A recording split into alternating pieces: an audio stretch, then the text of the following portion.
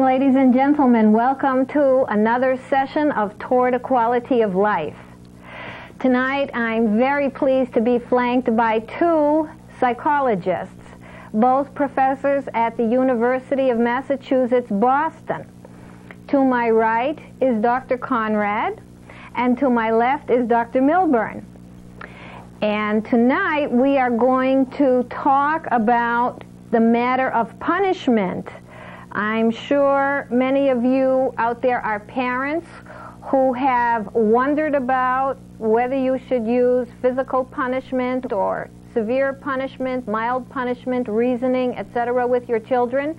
And if you're not parents, you at least are humans that were experienced life's contingencies in some way, shape, or form, and you most likely have had experience with punishment, and even with corporal punishment, because history on this side of the hemisphere and around the world seems to be one long story of great corporal acts of one human being against another, including those who are larger and in more advantaged positions against people who are children.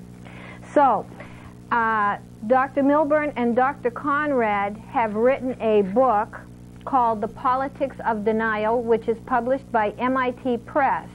And as I understand it, their thesis is that the kind of political views we later come to hold as we mature has an awful lot to do with the kind of backgrounds we have in terms of the punishments we have received. And I think I'd like to start this with something that's in the news as we speak right now, which is the matter of our plane being in China and not being released. And I'm thinking of listening to the people calling into the talk shows. It seems to me the majority of which say we should go in there and get serious with them and really give it to them and show them who's boss, and definitely not apologize, and take a tough attitude, boycott things that are being traded with China. And the opposite view of China apparently being that the United States is quote-unquote arrogant and should be a little more humble in how it's approaching this whole affair. So I'm using that as a political reality, and go ahead and step in and tell me what you think of that as related to corporal punishment. Okay, well, in our research, the series of different studies that we've done, also analyzing some national survey data, what we have found is that people who report that they experienced a lot of punishment in childhood, a lot of corporal punishment, spanking for a variety of different childhood behaviors, are more likely in adulthood to support punitive public policies. And by this we mean support for the death penalty, or opposition to abortion, or support for the use of military force when U.S. interests are threatened. And this is particularly true for males who have not had any experience with psychotherapy. How would you think the logic should flow as to why a person who would have experienced severe corporal punishment would want to be sure that abortions would not happen? What do you think the logic, the psychodynamic logic, if you will, would be of that connection? Well, the psychological model that we set out to explore, and we started this research something like 10 years ago, was that to test the hypothesis, what you could call emotional displacement, that experiences from childhood or at any point during life, but particularly in childhood, because children experience emotionality so intensely, can be displaced or transferred or carried with a person as they grow up, and can be displaced or attached onto political attitudes that have important symbolic components. I mean, the use of military force is a public policy that involves power and retribution and toughness. All right, death penalty is obviously very much a sort of retribution of being able to strike out. And abortion is a more complicated attitude, but it does have a significant component of punishment and retribution for what a lot of people perceive as immoral sexual behavior. Well, I've always been surprised. Did you have something to add to that right now? Well, I would add only that children have such a hard time feeling anger towards their parents. And of course, on some level, they do feel anger. You or I as adults, if someone hit us, would be quite angry. But children are wholly dependent on their parents, and they can't even admit to themselves that they're angry. The anger doesn't go away, it gets stored, and then it gets directed at a different target in adulthood. Some target that people perceive as blameworthy for one reason or another. Criminals, women who are enjoying sex, and that's seen by some people as a crime, or women who get pregnant, and there's a need to punish them by not allowing them to have abortion. Now, I know, why can children not even feel the anger in the sense that we do, that we know it consciously, so to speak? Why can children not be angry? Why does it end up having to be displaced? And what do you mean by displaced, once again? I think there are two reasons why children can't feel anger towards their parents. One reason is that their parents are so large in comparison. If you're a 3-year-old and you weigh, I don't know, 60 pounds, and your father or your mother is 6 feet tall and weighs 180, 200 pounds, imagine the scale, the difference in scale if you're an adult. It's like facing up to a 9-foot monster. Parents are so much bigger, and they are able to inflict a lot of pain without even intending to when they strike children or spank them.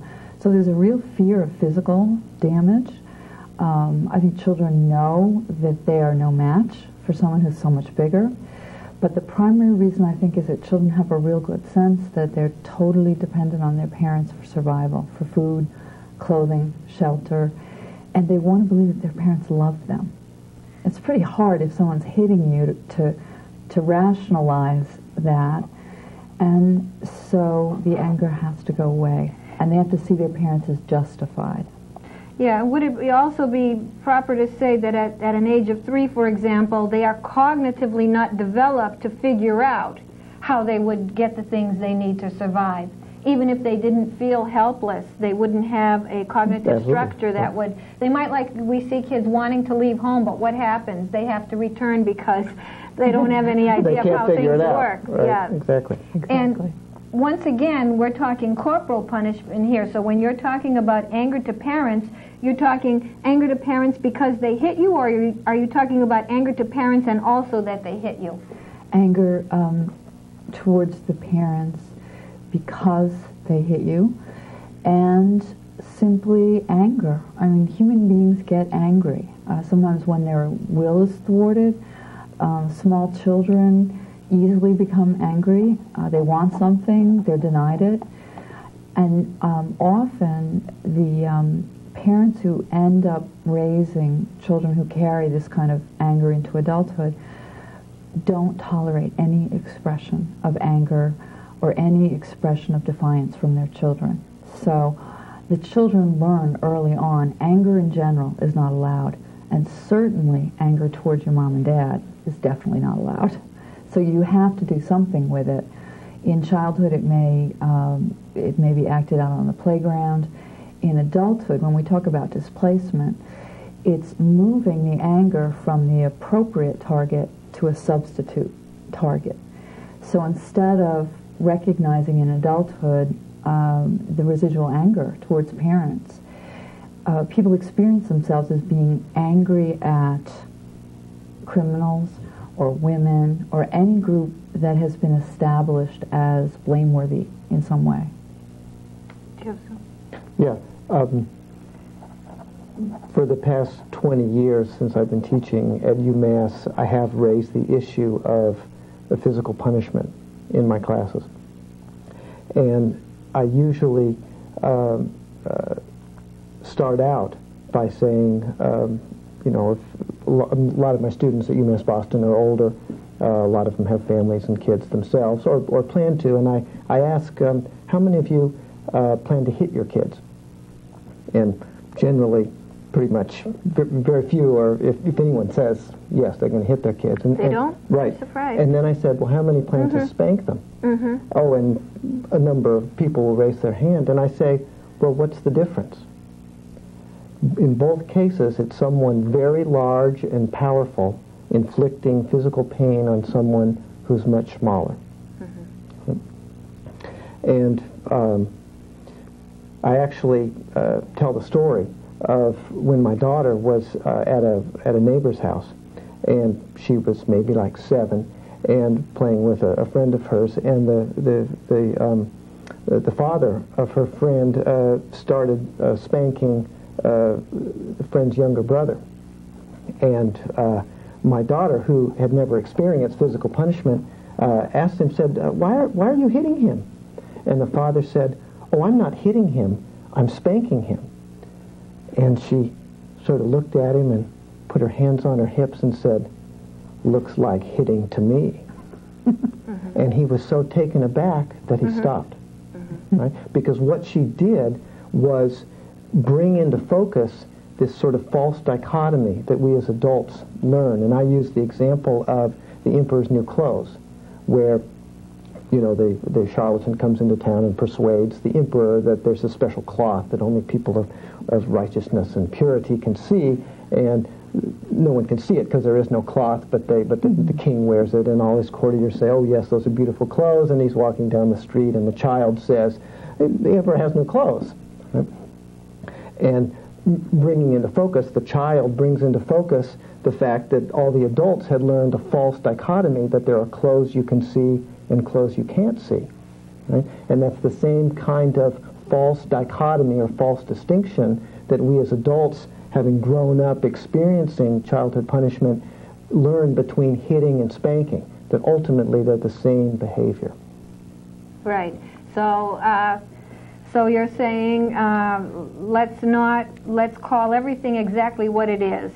If you touch a child physically, you are inflicting corporal punishment on a child. Well, there's touching. Sometimes you have to, if a child is, you know, hitting a friend, you might have to physically restrain them. But if you strike a kid, either spanking, you know, or hit it, that's hitting. There are so many things here that I'm not even going to, that I associate to as we speak, but and I'm not even touching on them. But right now, the next association I have is how the different kinds of laying of hands in striking children that we do to children, how they have different effects. For example, spanking is presumed to be the least onerous, okay, by society, and it probably is, as those things go.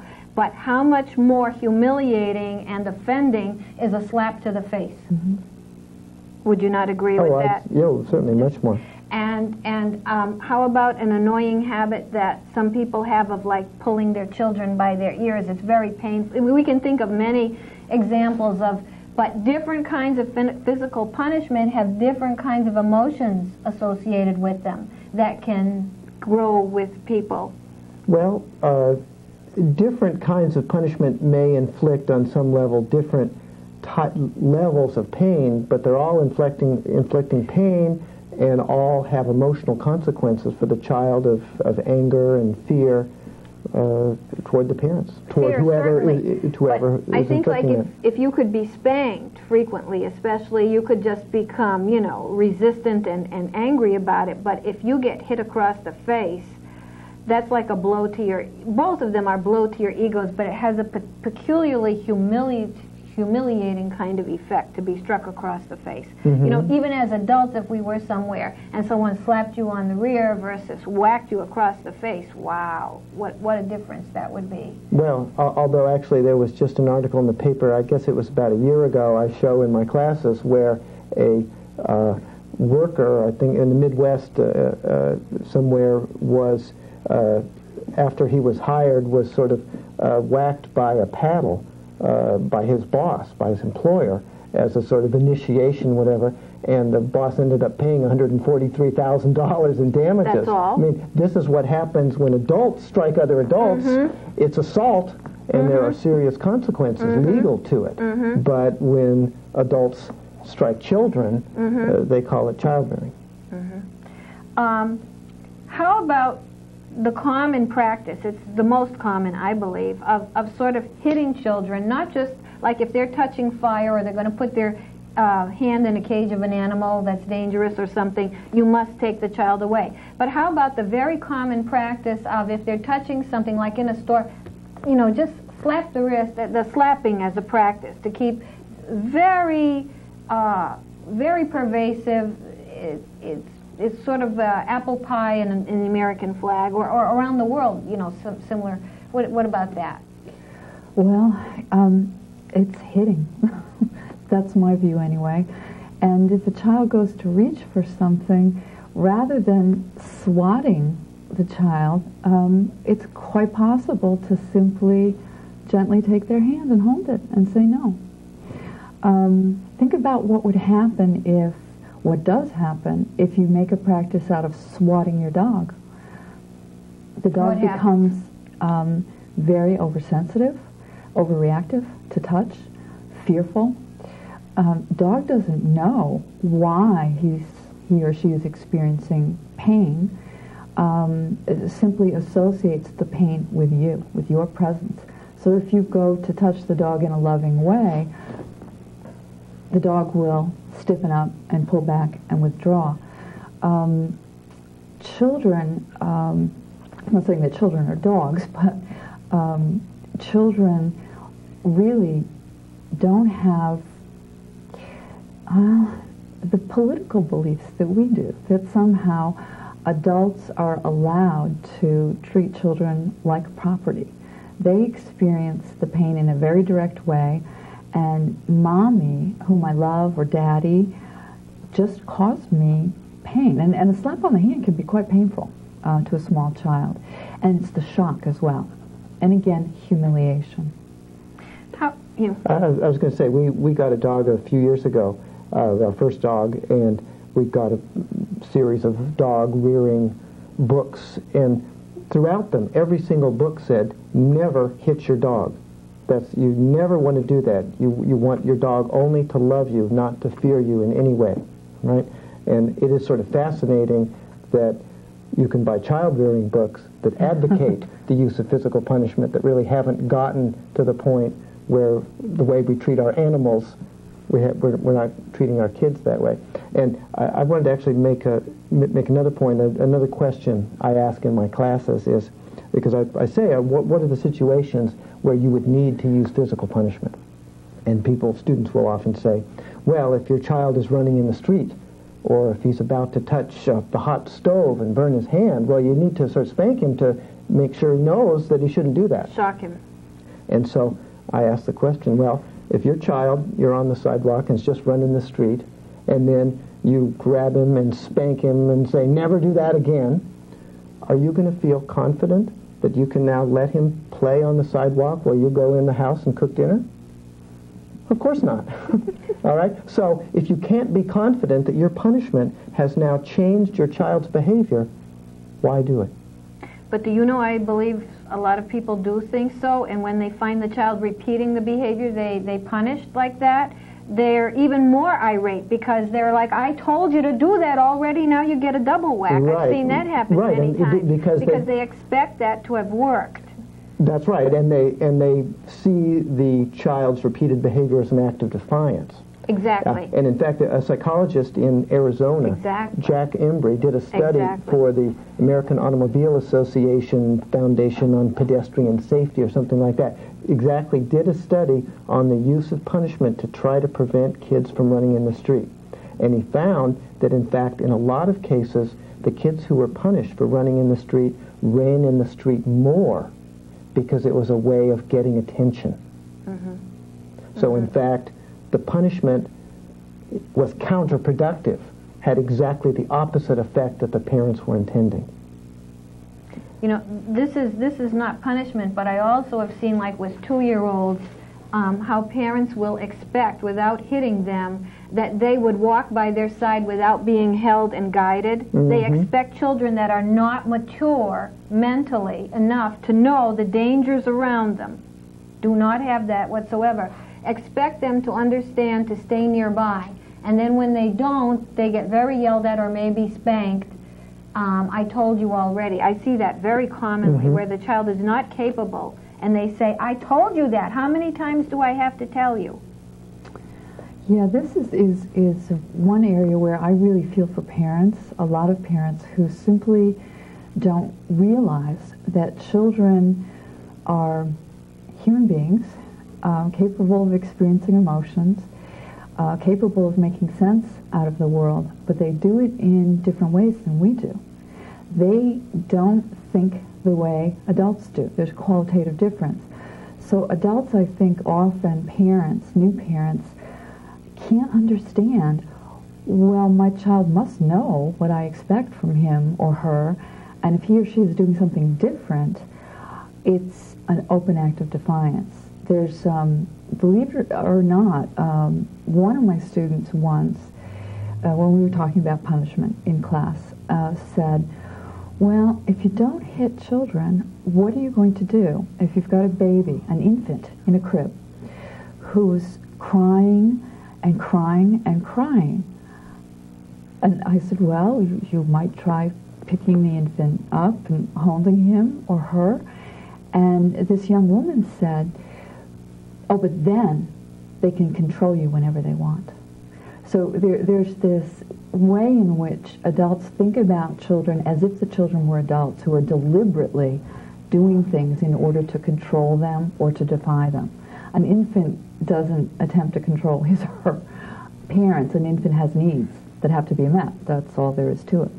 Well, you know, the behaviorist would decidedly, even though they claim to not impart intention, and I am a behaviorist and a psychodynamicist, I must admit, but, you know, they would very much say you will increase the frequency of crying if you pick the infant up and it ceases the crying. You know, if you do that, they'll be crying more to get picked up if getting picked up is what they want. You know, some schools of psychology would support that idea. And the other thing I'd say about that, wouldn't some of that have to do with that own person's background and how they interpret what that crying means and what it can do? Wouldn't that have a lot to do with who they are as people formed by their backgrounds? Absolutely. Or I should add, having raised 3 children myself, that you can't really spoil a child under a year of age. All right, little children and older children and adults, for that matter, you know, need to be held and need that physical comforting. It is possible to set up and to reinforce crying behavior and get sort of spoiled behavior as kids get older. And sometimes you need to just say, look, you have to lie down, and you know, your 3-year-old keeps getting out of bed, whatever, and you say, look, you need to lie down and ignore the crying, and then eventually that behavior will extinguish. Right? So sometimes you do have to do that. But when they're very little, when they're infants, this is not what's at stake. When we have a child that's crying, we have a child in distress. Absolutely. Yeah. Yeah, and infants have to be held. They need a lot of physical contact, and if they don't get it, they will die, quite literally, from the sheer deprivation of touch, not only humans, but young animals. So under a year, when a baby cries, the obvious thing to do is to pick the baby up. But I say obvious. It's not obvious to people, because that's not the way they were treated. And it's not what their parents have told them. And people get a lot of advice from parents when they have new children. So the way they were treated as children is now reinforced when the grandparents say, don't do this, don't do that, you'll spoil him or her rotten, you know. And they also say, look at me, I'm not a criminal, I'm not an alcoholic, I get hit for everything, best thing that ever happened to me. Have you heard people say that? I've heard that very often. Absolutely. And that's, I think, points to the importance of the research that we talked about earlier that we've done, that the emotions associated with those kinds of childhood experiences don't go away. They go somewhere. Sometimes they get turned toward the self and to sort of self-destructive behaviors, and a person becomes an alcoholic or a drug addict, some other addiction. But sometimes they end up getting externalized outward, aimed at minority groups or gays or some disenfranchised group or women. And the emotion associated with those childhood experiences get displaced and shape a person's public policy, which they come to support more punitive public policies. Yeah. What you're saying, in other words, is particularly where the policies, whether they are about gays, minorities, the military, and so on, abortion, they come down on the hard-line side of things. Absolutely. The authoritarian side of things. How do you feel about the issue, too, of people being able to tolerate more or less ambiguity along with this? We can use it even in politics, like we saw the Clinton administration, which was sort of an ambiguous administration to the degree that it allowed a lot of kinds of what some people would say loose ends, sloppiness, not a hard line towards other countries, generally speaking. And now we've got an administration that is done an about-face and is taking what you could call a very hard line in comparison. And isn't there an element, too, of people not wanting things to be ambiguous, wanting them to be in black and white? Yes, I think there is a large element of that. I think there's also something that goes along with the displacing of anger from parents onto substitute targets. At the same time, people glorify their parents and other authority figures. As you were just saying, people say, my dad beat me every night of my life, and look at me today. I could have been in jail. And that carries over to authority figures. The tougher the authority figure, the more familiar it seems to people.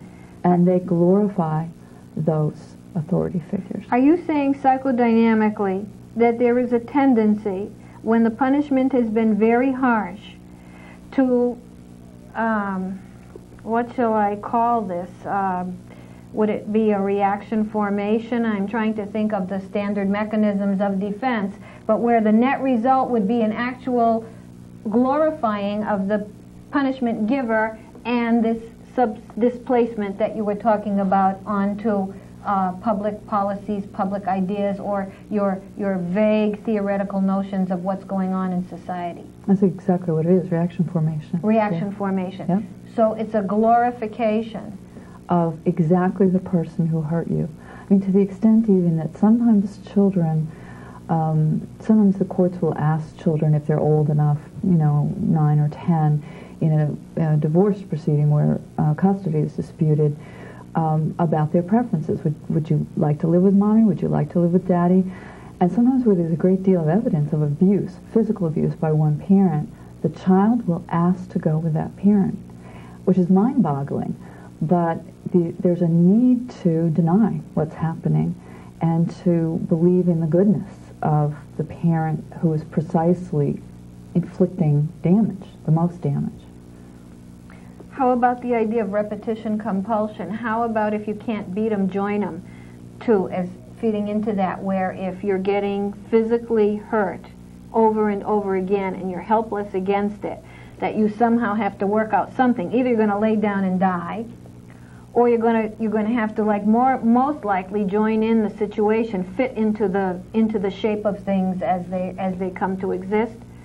Yes, well, a branch of behavior theory is called social learning theory that our psychologist Albert Bandura is primarily associated with, and he talked about that behaviors are learned not just through reinforcement and punishment, but also through the process of modeling.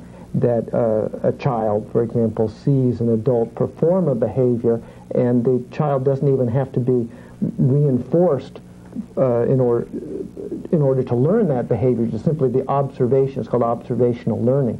And this is a very important point in terms of the consequences of the use of physical punishment in raising children, because what you're doing when you use physical punishment for a child is that you are teaching the child that it is okay to inflict physical pain on another person to try to change their behavior, particularly if they are smaller and weaker than you are. And that is the lesson that's being taught by the use of physical punishment.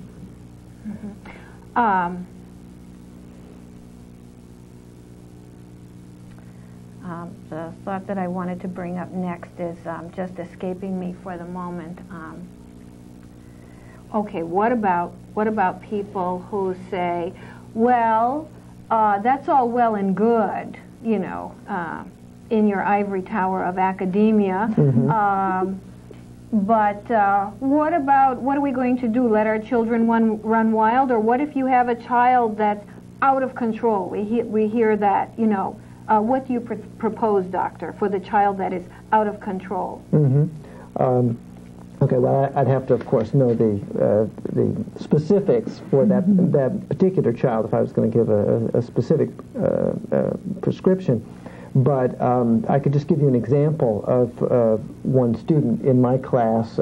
She was a single parent living with her mother. So the child's grandmother had a young boy, and he was getting into trouble at school all the time. He'd come home with a note from the teacher, you know, virtually every day saying, you know, Billy has, you know, done something wrong today in school, hit a fellow student or did this or that, and she would spank him, and it wasn't working. And because it kept going on and on and on, and she'd spank him more and more, and nothing was happening.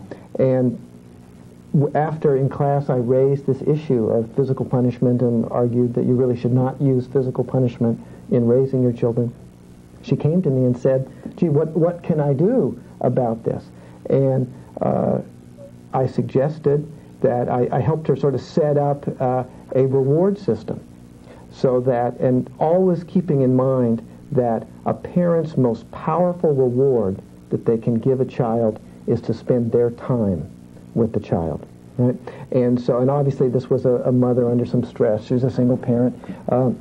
But to just set up a sort of a system where, you know, and say to the child, and he was, you know, 10, 11, 12, he wasn't a little child, but to say, okay, every time you come home and you don't have a note from the teacher that you've gotten into trouble, you get a gold star for that day, and we'll put up a big poster on the wall, and we'll put those gold stars every day, and every time, every week, or you can set up all sorts of series of different sets of rewards that if, you know, some small reward each day, you get a gold star.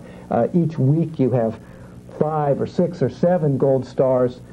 We'll take a trip together to the zoo, or we'll have a picnic, or and often you can just ask the child what it is that the child would like as a special reward for that. And children can get very, and it's very good to actually ask children that, because they get very invested in the process and setting it up. And children will often settle for a lot less than you were planning to offer them in addition. And she came to me at the end of the semester and said that her son was a changed boy, that he didn't get into trouble in school anymore. And that was, I think, one of the most rewarding experiences for me. And it's piercingly sad, because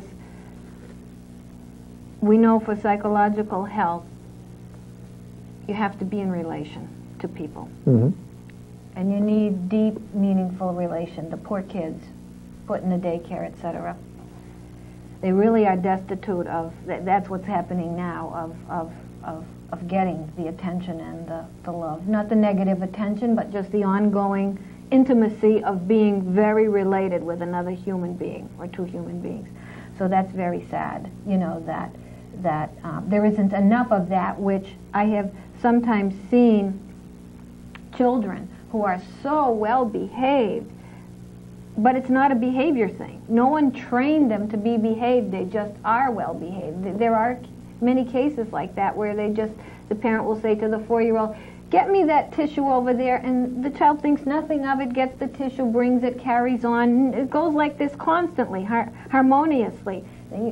Thinks nothing of it because of that one-to-one, reasonable, unpatronizing, dedicated relationship that just is, and it's very deep. Yeah, I mean, children sometimes have gotten into a situation where they're in trouble at school or they're acting out, but when you're talking about raising children from the beginning, I think the most powerful influence on their behavior is the way we behave. They want to be like us. They watch us, and if mom or dad gets angry and punches the wall or calls someone a nasty name, they learn to do that. If mom or dad hits them, they will turn around and hit their siblings or hit other children on the playground. So I don't mean to make it sound as if it's magical or so easy, but I think 90% of raising children is just behave the way you want them to behave. And if I could just talk about your example of get me the tissue. A lot of parents teach their children to say please and thank you by saying, "Oh, no, what do you say?" If they're given something like that, or what's the magic word? Trying to get them to say please. When in fact, if the parents treated their children with respect, because they are human beings, and said, "Honey, could you please get me a tissue?" They learn by our example to say please and to say thank you. There's the motto for this show right there. Maybe you could repeat it to us, re-paraphrase it, that if you want your children to behave in a certain way, behave that way yourself. Could you recapitulate that again? That, children will come out the way you behave. Yeah. The most powerful influence on our children is not only our behavior, the way we comport ourselves in general, but the way we treat them. The way we treat them. If we treat them with respect and love and care, treat them as human beings, not as animals, domestic pets. Again, a lot of adults, unthinkingly, I think they don't quite get it, that children, small children, are human beings, exactly as adults are. And no, they don't forget what's been done to them. And no, you can't simply pick them up and move them like furniture without communicating to them that they're not worth much or they're not respected. So it's the way we behave towards them specifically, I think, as Mike was saying. That's a great motto for this show. That says it in a nutshell. But at the same time, they aren't adults, and so they need protection, they need guidance. Children are young, there are a lot of things they don't know, but the most effective and behavior modification theorists have established decades ago that the most powerful influencer upon behavior is positive reinforcement, is not punishment. Right? Punishment can sometimes work in the short term, and it's convenient, and that's often why parents use it. Convenient is a good word. That's right. It's often easier to just say, "Stop that," and give the kid a whack, rather than trying to change the environment that the child is in, to talk to the child about, "Gosh, Jimmy, when you do that, it really makes me feel angry. I need some respect of my things," or whatever the particular incident is.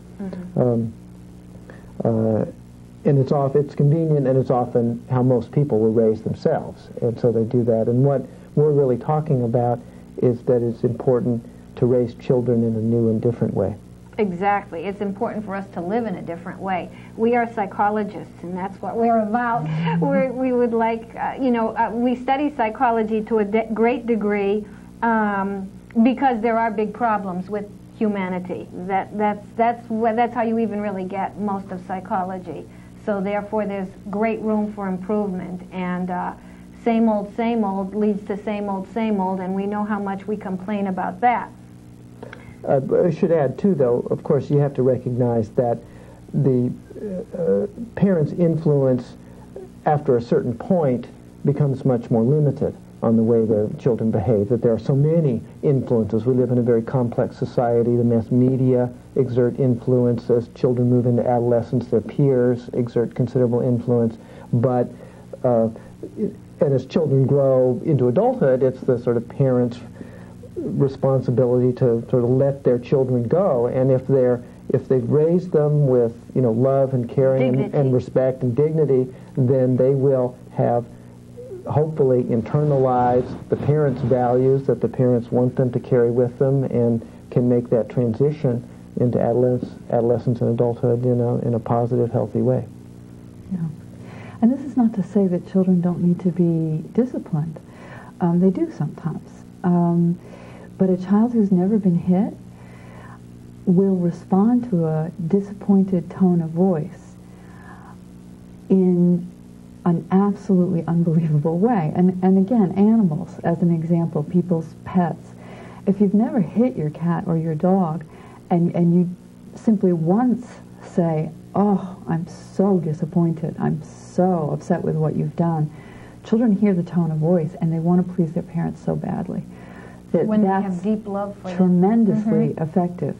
But once you start to hit a child, they habituate to a much more intense stimulus, and they don't react to a disappointed tone of voice. So you're really desensitizing them to a tool that can be very effective, your own disappointment. Your own disappointment. Yeah. My mother, for a number of years, was the director of a residential treatment center for emotionally disturbed children. And these were kids who primarily had been taken away from their families because of abuse. And she'd sort of tell me stories about sort of talking to the mothers, and the mother might say, for example, "Well, I have to hit Jimmy, it's the only way to get his attention," right? And she saw over and over again that kids would habituate to a spank, then the mother had to sort of, hit them, and then it became sort of an escalating spiral of violence that ended up in serious abuse. And which is not to say if you spank your kids once, you're going to turn into a child abuser. But there was that consequence. Because, in fact, as we talked about, using physical punishment is convenient. And if you hit your kid because he's playing with the ashtray and the kid stops playing with the ashtray, then that's reinforcing for the parent. And as we know, what happens to a behavior when it's reinforced, well, it tends to increase in frequency. Speaking of emotional displacement, I would posit that it's intrinsically reinforcing to give a kid what he, quote, unquote, deserves. Emotionally. There is a part of us, for a parent, not just that you can stop the behavior, but you can kind of, that anger when you hit a child. I told you once, I told you twice, whammo, that has an intrinsic satisfaction to it. Well, and you point to an important point about the use of physical punishment is often it is about meeting the parents' needs, not about meeting the kids' needs.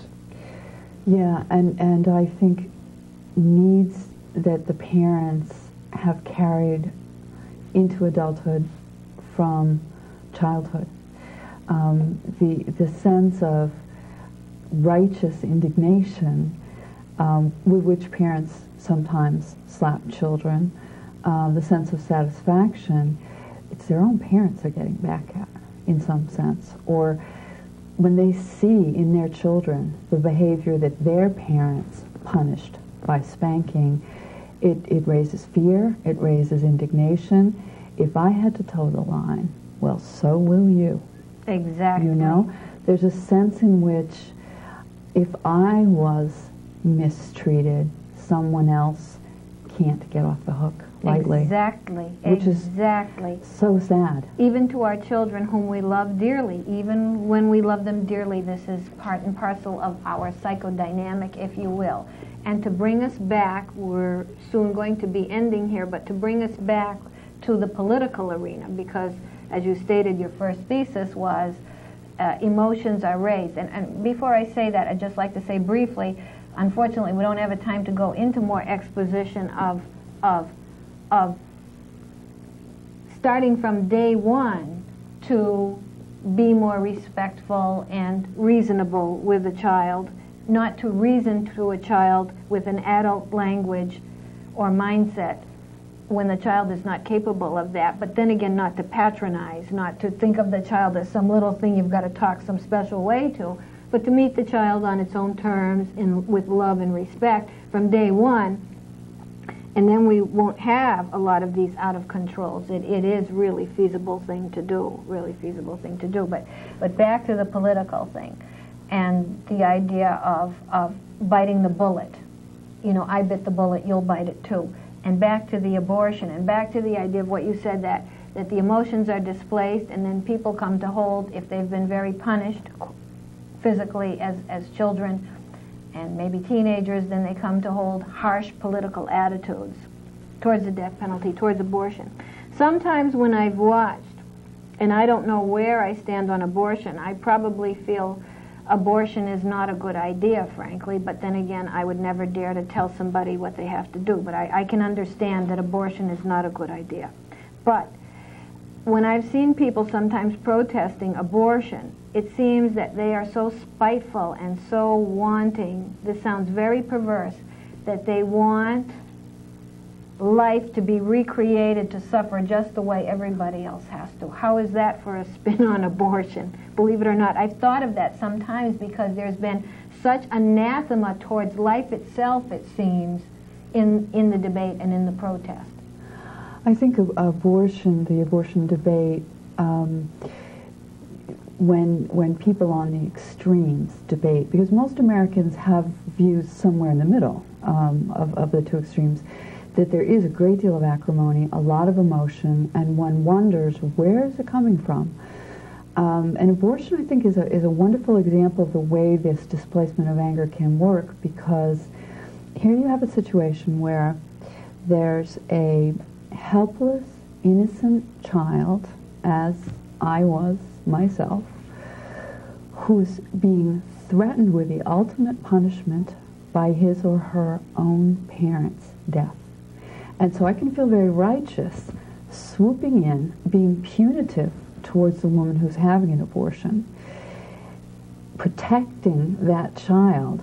But what psychologically people in that instance, I think, are doing is displacing their anger towards the people who punished them onto women who get abortions, taking a kind of you play, you pay attitude. Again, this very harsh, punitive attitude, and at the same time being able to feel that they're coming to the rescue of a defenseless child when no one came to their rescue.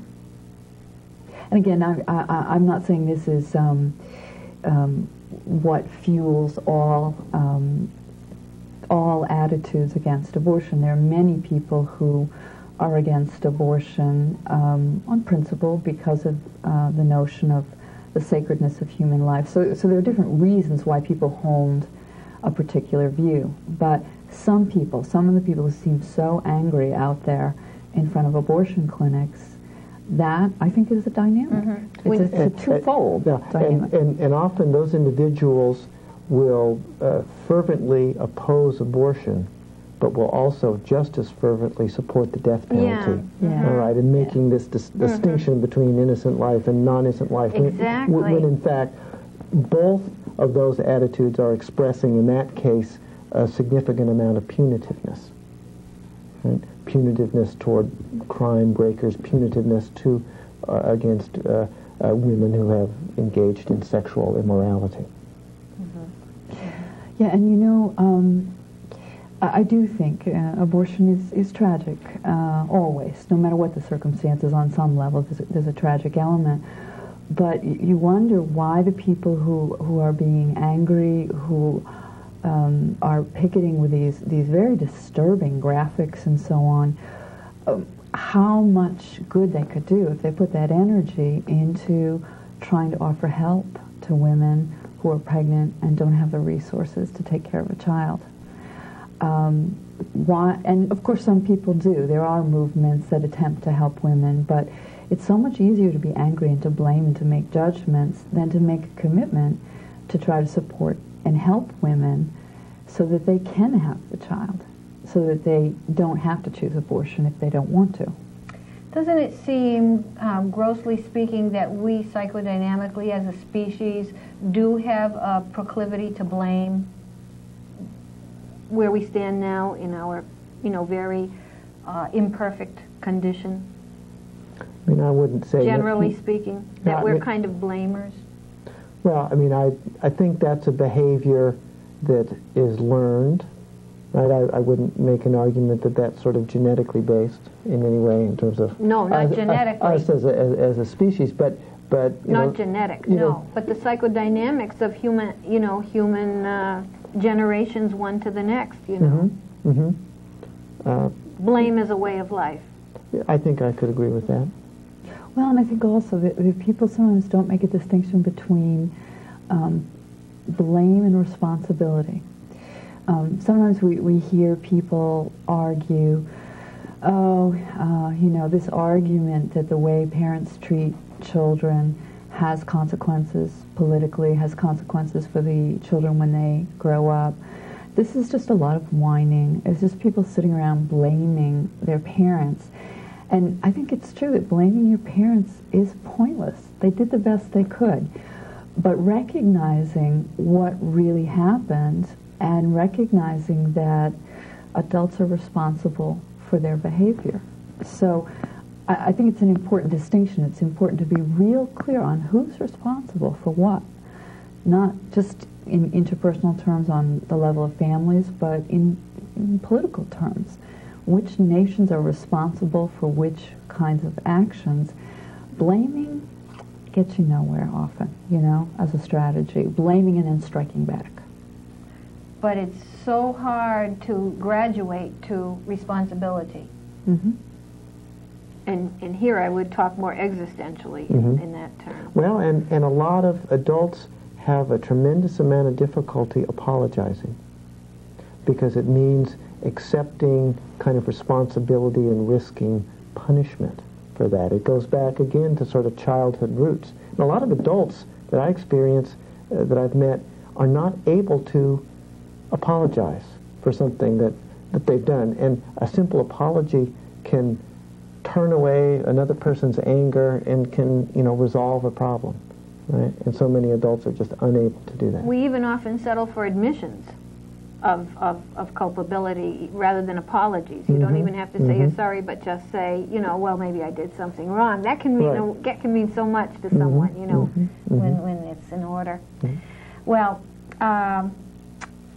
let's see if there's anything else we can say before we stop, but we're going to be stopping here. I would again like to thank my guests, Dr. Conrad and Dr. Milburn, professors at University of Massachusetts, Boston. And they have a book related to corporal punishment, that is physical punishment of children, and the effects it then has on people as adults in terms of how they view society and public policy. And that book is called The Politics of Denial. It's available in bookstores published by MIT Press, and also on Amazon.com. On Amazon.com, The Politics of Denial, Milburn and Conrad. So thank you once again for coming. Thank you very much. You gave us a lot of great information, much more we could have used even. And let's maybe end this show remembering the words of Dr. Conrad, who says you get the best results with children if you treat them with respect and dignity, and be the kind of person that you would like to see your child become. So hopefully you would refrain from trying to not, you'd refrain from trying to not spoil the child, and you'd refrain from using the rod, as that saying in the Bible is often quoted, and get down to just meeting your children head-on in their own terms, with love and affection. Nothing too ooey-gooey, just be yourself, and everything should fall into place quite well. Thank you, and hope to see you again. Good night.